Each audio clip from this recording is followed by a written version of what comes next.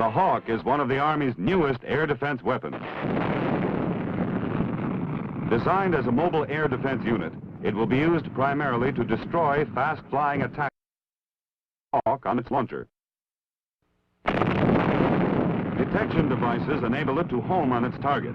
Hawk seeks out and destroys the QF-80 at an altitude of 500 feet and a range of 6 miles.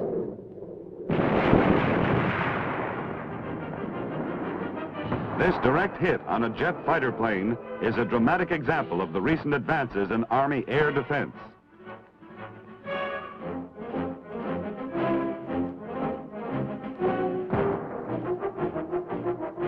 Your Army's research and development program is a continuing effort to help ensure the survival of this nation.